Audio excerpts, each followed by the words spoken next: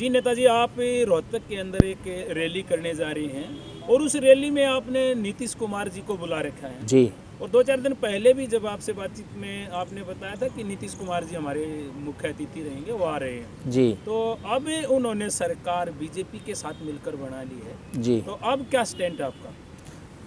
सबसे पहले तो अपने चैनल से मैं देश और प्रदेश के तमाम पिछड़ों, अति पिछड़ों, बहुजन समाज, दलित भाइयों को जय भीम, जय भारत, जय कर्पूरी, जय भारत। बिल्कुल आपने जो आज की जो स्थिति है उसके ऊपर जो प्रश्न किया है उसके ऊपर मैं आपके माध्यम से इतना ही कहना चाहता हूँ कि नीतीश जी और इनके जो विरोधी लोग हैं वो खास करके एक शब्द का इस्तेमाल कर रहे हैं कि भाई नीतीश जी जो है ना बीजेपी में चले गए। मैं आपके माध्यम से खास करके इस देश और प्रदेश के जो अति पिछड़े भाई हैं उनसे एक ही बात कहना चाहता हूँ कि नीतीश जी कल भी सीएम थे और नीतीश जी आज भी सीएम हैं। तो उन्होंने भारतीय जनता पार्टी को या किसी अन्य दल को समर्थन दे के सरकार किसी और की नहीं बनवाई है, बल्कि वहाँ के हालात ऐसे थे, राजनीतिक हालात ऐसे थे, समीकरण ऐसे थे कि 2024 को ध्यान में रखते हुए माननीय नीतीश जी ने भारतीय जनता पार्टी का समर्थन लेकर के अपनी सरकार खुद वो सीएम बने हैं। तो मैं समझता हूं कि नीतीश जी इस मामले में जो उनको कमज़ोर किया जा रहा है या उनको कमज़ोर जो देखा जा रहा है, नीतीश जी को समझना इतना आसान नहीं है।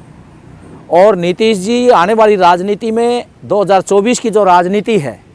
वो ध्रुवीकरण नहीं होगा। मैं दावे के साथ कहता हूँ वो टॉप लीडर पहले भी थे, महीना पहले रहा, वो आगे भी 2024 के चुनाव में वो इस भारत की राजनीति में एक ओबीसी के रूप में जो एक चेहरा बन के जो उभरे हैं वो एक बहुत बड़े चेहरा रहेंगे, ये मैं आपको कहना चाहता हूँ। जी, जैसे बोला था कि मुख्य अतिथि आ रहे हैं, क्या आप भी आएंगे? बिल्कुल,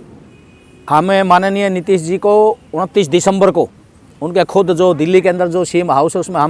हमारी पूरी टीम वहाँ पहुँची थी। हनुमान जी, प्रजापति वर्मा जी के नेतृत्व हमारे जो राष्ट्रीय अध्यक्ष जी हैं और महेंद्र पांचाल जी हमारे जो प्रधान महासचिव और भी हमारे काफ़ी साथी वहाँ थे। तो उन्होंने हमारी बात को बड़ी ध्यान से सुना था और जो हमने पोस्टर तैयार करवाया था उसको उन्होंने बड़ी गहराई से देखा था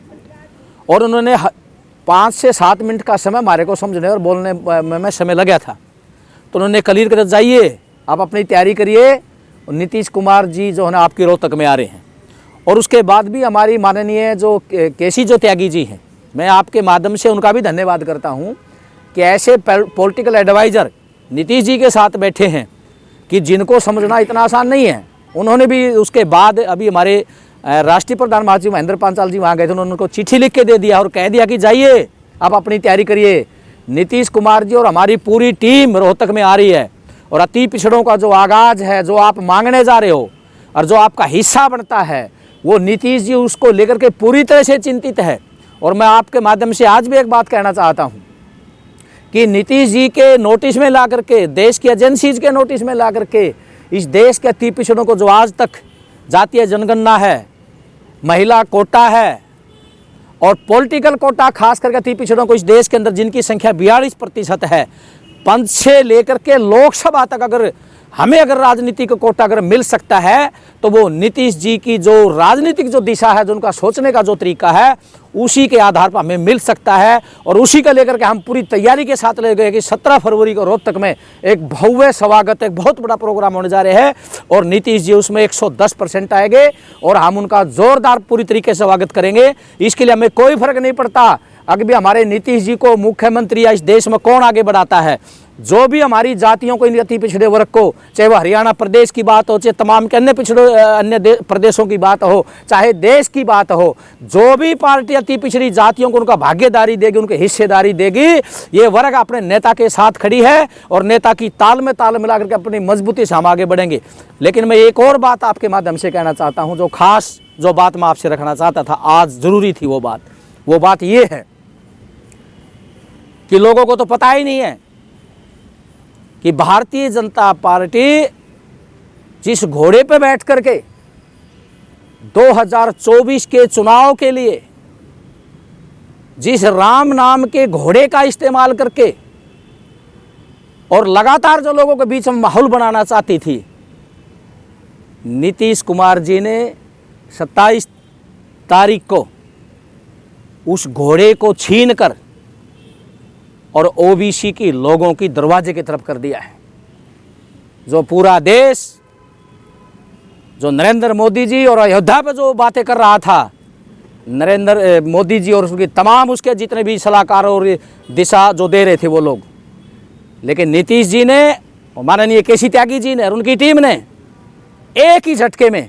आज आपको कहीं पर भी उनका जो घोड़ा है वो दिखाई नहीं देगा, बल्कि आज नीतीश जी का घोड़ा आपको ओबीसी के नाम से पूरे देश में चलता हुआ दिखाई देगा। और यही घोड़ा चल करके 17 फरवरी को जो रोहतक में चल के आ रहे हैं, मैं दावे के साथ कहता हूँ आपके माध्यम से, और मैं प्रदेश के लोगों से कहना चाहता हूँ कि आप इन लोगों की बातों में ना आएँ और इसे इनका जो माहौल जो बनाना चाहते हैं आप उसमें ना डसे जाएं, बल्कि आप 17 फरवरी को अपने घरों को छोड़ करके इस रोहतक के मैदान में आए। जो घोड़ा बिहार से चल करके आपके पास आ रहा है, मैं आपको भरोसा देना चाहता हूं कि ये माहौल नीतीश जी के हक में बनेगा और 2024 के बाद 24 में जो चुनाव होने जा रहा है उसमें इस देश के अंदर अति पिछड़ों की बहुत बड़ी भागीदारी और आपका बहुत बड़ा जो एक दरवाजा खुलने वाला है। यही बात कहने के लिए मैं आज आपके बीच में हम आए हैं। माननीय हमारे राजेंद्र जी, जैसे आपने एक और बात कही कि आपने 29 तारीख को कांग्रेस के प्रवक्ता के यानी कि आपके भी एक राष्ट्रीय नेता हैं वो, तो क्या वो अब जब बीजेपी में जाने की स्थिति में मैं आपसे ये कहना चाहता हूं, हनुमान जी पार्टी के प्लेटफार्म पर वो पार्टी के प्रवक्ता हो सकते हैं,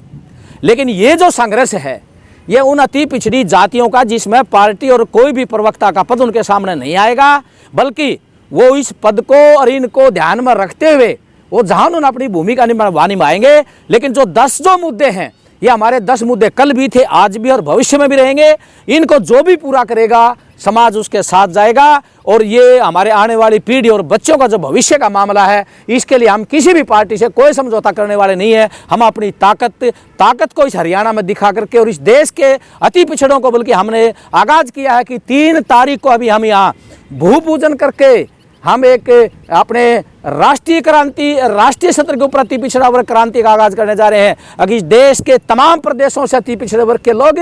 लामबंद होकर के और अपनी मांग को उठाए और इस देश के अंदर अपने हिस्सेदारी को प्राप्त करें। एक घोड़ा जो है ना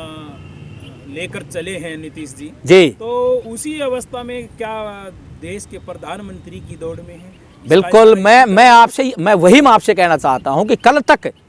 जो media, social media, print media, जो कल तक जो अयोध्या की जो चर्चा थी, आज 2 दिन से अयोध्या की कहीं चर्चा नहीं है। अगर 2 दिन में आप देखोगे तो ये नीतीश जी का कमाल है, जिन्होंने पूरी चर्चा को जीरो पे ला करके और आज पूरी चर्चा अपने चारों तरफ लपेट करके जो घोड़ा अयोध्या की तरफ जा रहा था आज वो घोड़ा हरियाणा को 17 फरवरी को रोहतक में आ रहा है। मैं यही कहना चाहता हूं कि उस चर्चा को उन्होंने नीतीश को समझना इतना आसान नहीं है।